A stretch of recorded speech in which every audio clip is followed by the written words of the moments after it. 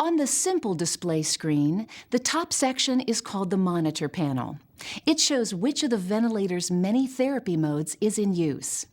If any special features are active, an indication will appear beside the therapy mode.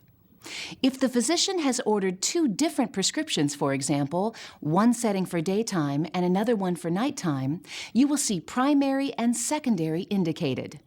A patient breath symbol displays during a patient-triggered breath. A bar graph displays the current pressure level. Pressure is the amount of force it takes to deliver a breath to the lungs. The bar graph moves to the right as the pressure increases during inhalation and moves to the left as it decreases during exhalation. The blue bar on the graph indicates peak pressure. This is the highest pressure the patient has reached during each breath. If the volume mode is set, you'll see a tab with an L below the bar graph.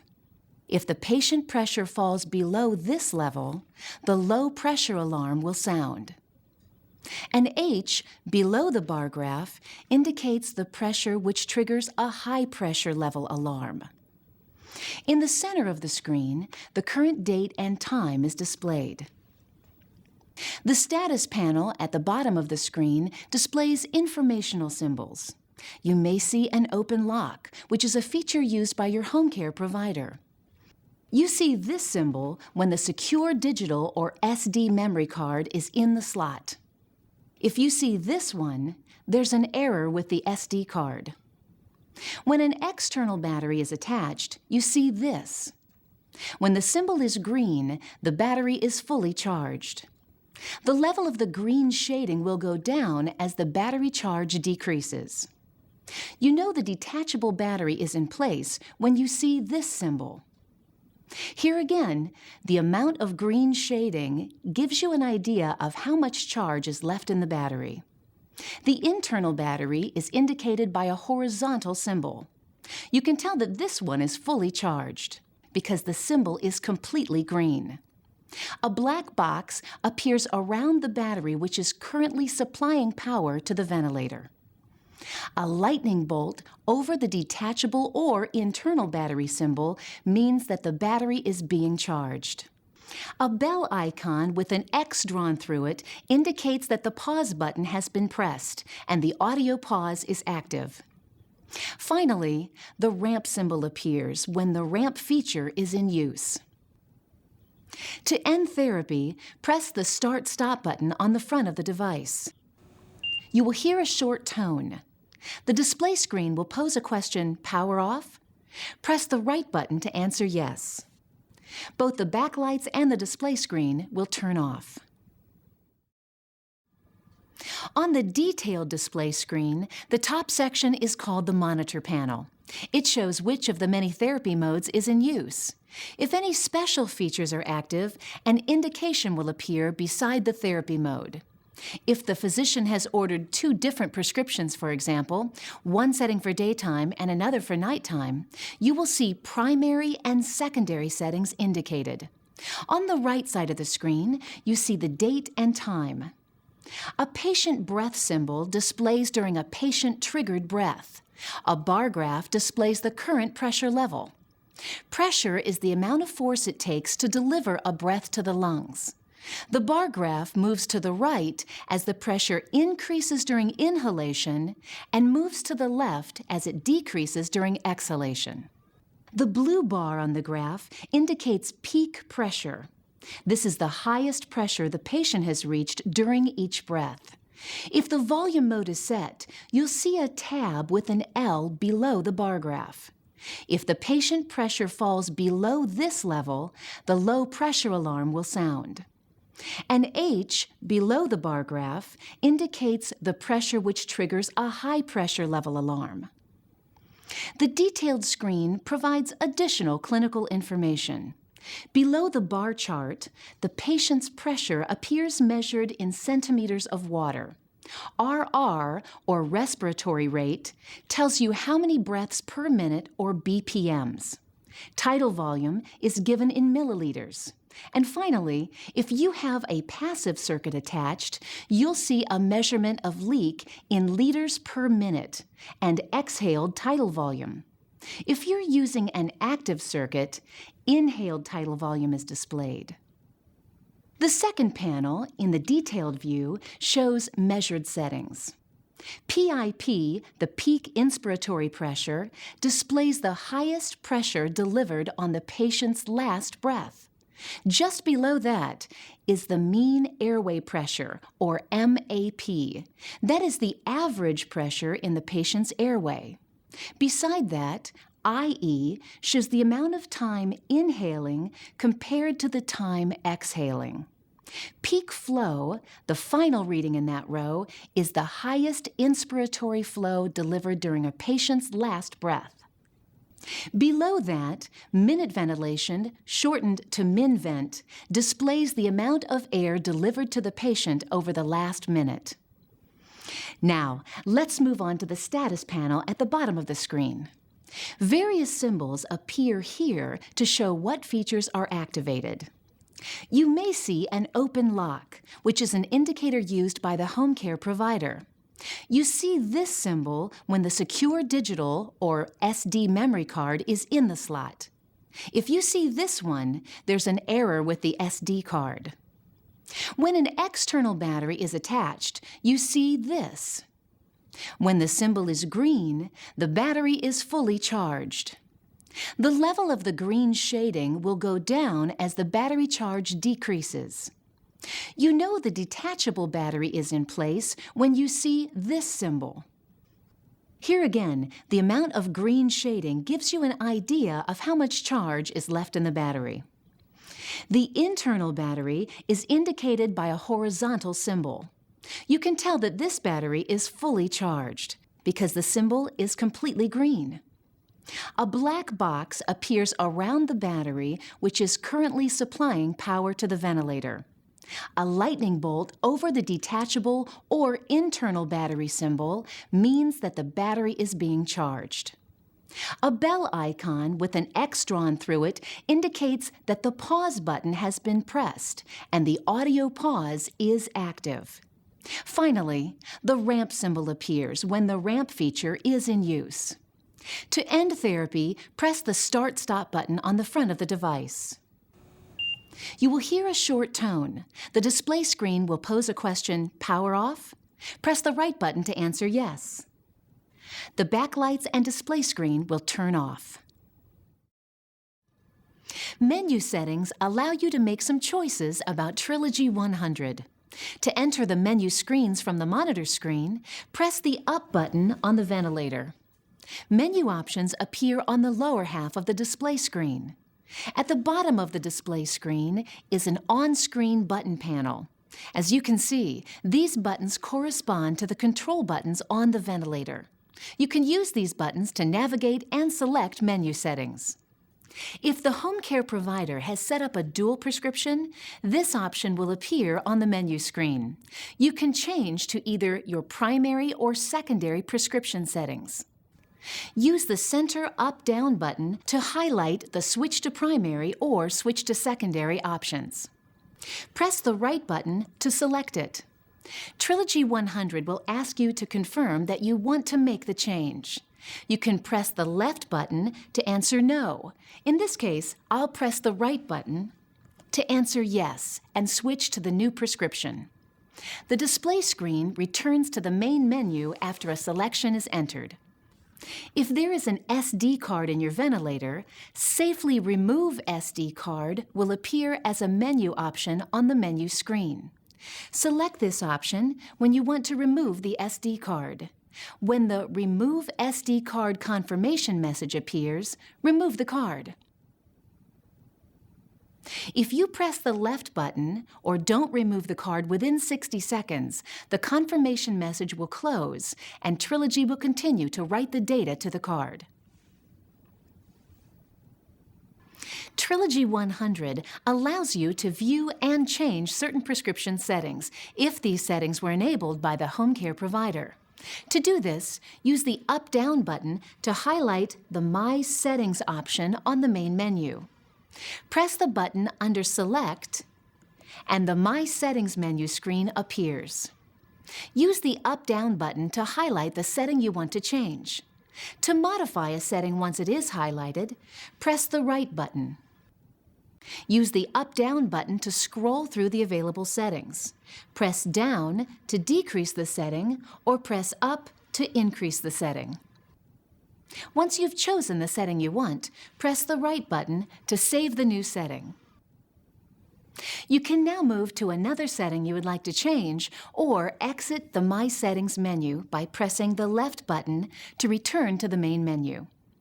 There are a variety of options you can set with Trilogy100. To look at the options, from the menu screen, use the Up-Down button to highlight Options, and the Right button to select. In the Options menu, you can view and change the alarm volume and keypad lock. To adjust the audible alarm, move the Up-Down button to highlight Alarm Volume. Press the Right button to modify. Use the Up button to change to Loud, and the Down button if you prefer Soft. Press the Right button to say OK to your selection. The display will return to the Options menu. If there are no other options you would like to change, press the Left button to finish. The keypad lock option can be helpful to families with young children. When it is turned on, the left, right, and up-down buttons are locked.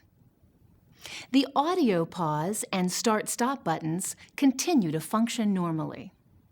To lock out the keyboard, select Keypad Lock from the Options list. The up-down button lets you toggle between on and off.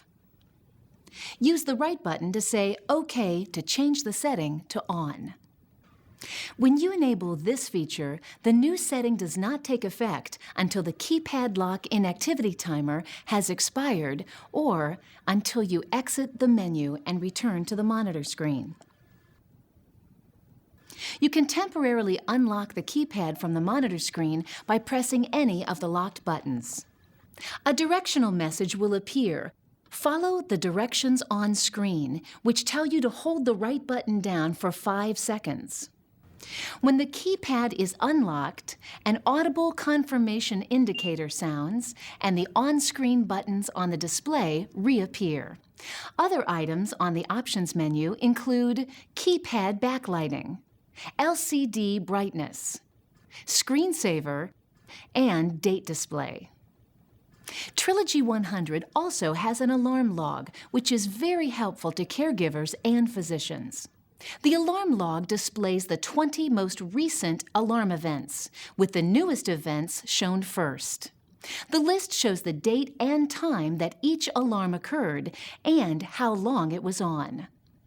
Trilogy100 summarizes information about its settings so caregivers can find it quickly and easily. Press the Up button on the ventilator to get to the menu screen. Highlight Information and press the button under Select. Use the Up-Down button to scroll through the information to see current settings, device options, and system settings.